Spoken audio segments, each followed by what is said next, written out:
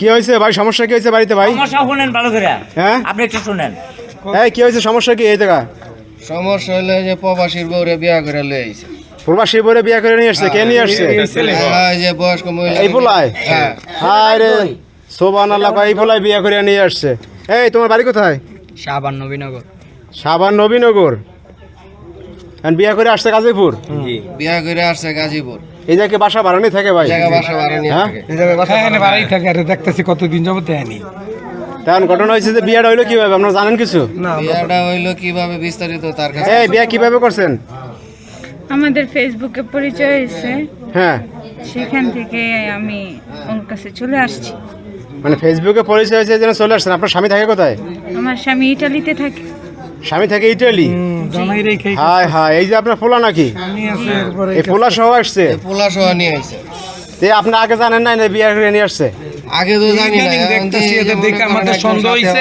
হ্যাঁ। আমরা আজকে ব্যাপারটা সবাই একত্র হয়েছি, যে কারণটা কি দেখতেছি। এখানে দেখি যে আপনারা প্রথম কি মনে করছিলেন? এই যে মনে হয় যে দুই পোলা না?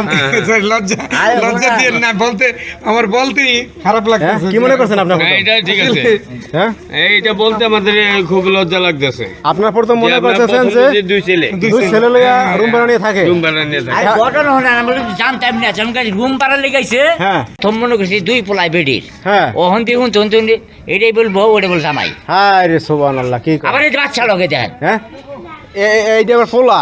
হ্যাঁ, হ্যাঁ, আমি বাচ্চার বাপ বিদেশ তাইলে যদি তার বাচ্চা নাই, এর মাথা ঠিক থাকবো? মাথা ঠিক করে ওরে পাইলে তো ওরে আগে বাস করবে। তাইলে আচ্ছা শোনেন, এই যে আপনাদের প্রবাসী স্বামীর এদের ফেলাই আসছেন, হ্যাঁ, তো এই ফুলের হাত ধরে আসলেন কেন আপনি?